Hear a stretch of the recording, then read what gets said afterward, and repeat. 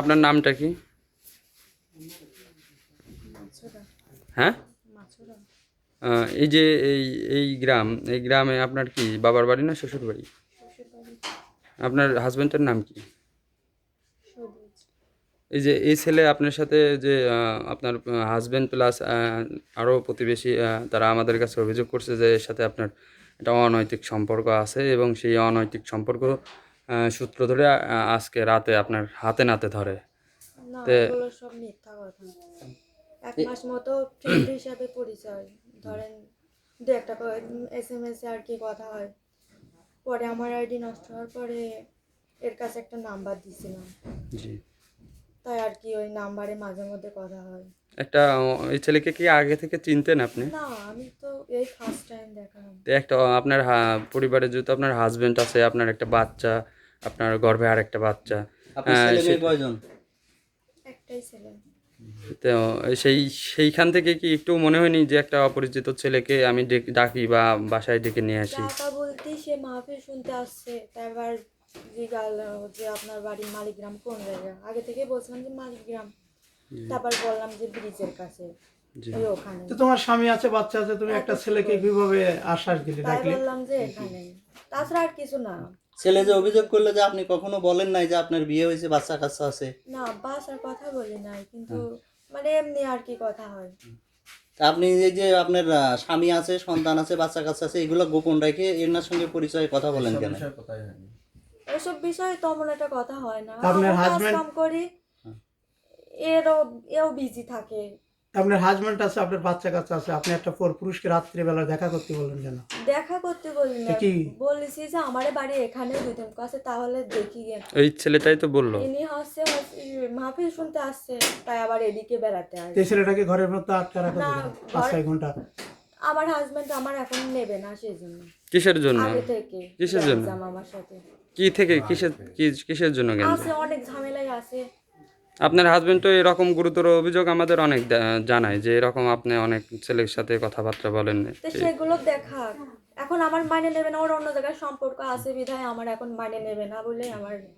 এখন আপনার হাজবেন্ড যদি আপনাকে না রাখতে চায়, সেক্ষেত্রে আপনি কি করবেন? এলাকাবাসী বলছে আমি তো বিয়ে ওর সাথে থাকবে। থাকবো, ওর সাথে আমি থাকবো, আমি তো এর চিনি না, ফ্রেন্ড হিসাবে হয়েছে। আমি তো বলতেছি 2 দিনের সাথে কথা, আমি একে চিনি না, জানি না, এর সাথে আমার বিয়ে হবে কি করে? আমি আমি না একটা ভুল করে ফেলেছি, কিন্তু আমার হাজবেন্ডের কি উচিত এরকম করা, জানাজানি করা? আমার তো ভাত দিবিও নাকি? আমার একটা ছেলে আছে, আবার একটা বাবু হবি, তাহলে ও আমার কি এখন খেলা দিতে পারবি নি? কোন আমি তো ভুল করেছি, আমি মানতেছি। কতদিন পরিচয়? মাস খানিক মতো। এই ছেলেটা আপনার রুমে কেন? রুমে নিয়ে আসছে, কারা নিয়ে আসছে? ওরা যারা করেছে তারা রাস্তার পথ আমার হাজবেন্ড নিয়ে আসছে।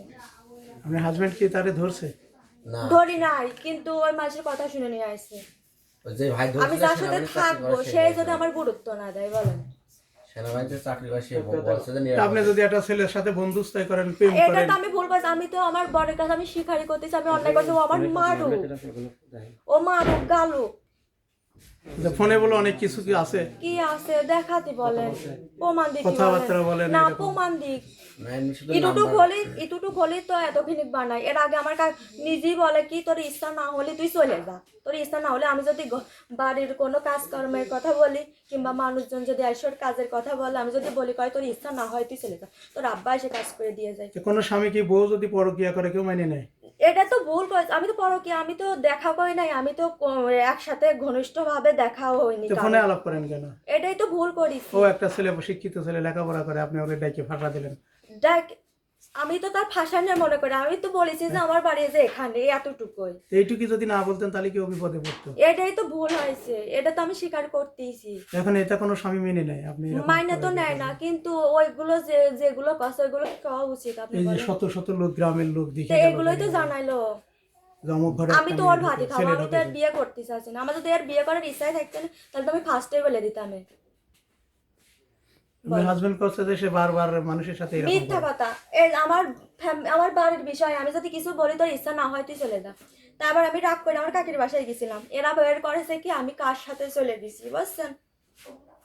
এখানকার এই অশান্তি আজকের না, এই এখানকার অশান্তি, জনপ্রতিনিধি আপনার বাবা মার কাছে ফোন দিয়েছিল আপনার বাড়িতে, এই অশান্তি সে বিয়ে শুরু থেকে তো তারাও তো মেনে নিতে পারছেন আপনি এই ধরনের কাজ করেন। আমি তো এরকম করি নাই কখনো। এই ফার্স্ট টাইম বলে এরকম হয়েছে বলে সেই জন্য আমার আব্বা আম্মা আসতে চাচ্ছে না, কারণ আমি তো এরকম ছিলাম না। এই ফার্স্ট টাইম হয়েছে বলে আমার আব্বা আম্মা আসতে তখন চাচ্ছে না। এলাকাবাসী তো বিয়ে দেবে, কি করবেন আপনি? এই ছেলের সঙ্গে আপনার বিয়ে দেবে, আমি এর সাথে বিয়ে করবো না, আমি ওর ভাতই খাবো। কার ভাত? সে তো মাইনে নিচ্ছে না। ওর ভাত কার ভাত? তার নাম কি? সবুজের ভাত খাবো। সে যদি মাইনে না নেয় কিছু করে না, কিন্তু আমি ওর বিয়ে করবো না। এ ছেলে বিয়ে করবেন না? না, ঠিক আছে, বাদ দাও তো কথা। আমার একটা ছেলে আছে, আবার একটা বাবা। আমি নাই ভুল করিস, আমি তো স্বীকার করতেছি, মানুষ মাত্রাই ভুল করে না, গরু ছাগল ভুল করে বলেন? আমি তো ভুল করিস, আমি তো স্বীকার করতেছি। তাহলে আপনার কাছে মনে হচ্ছে এটা আপনি ভুল করেছেন? আমি অন্যায় করিস, ও আমার মারুক কাটুক, অন্যায় মনে করেন।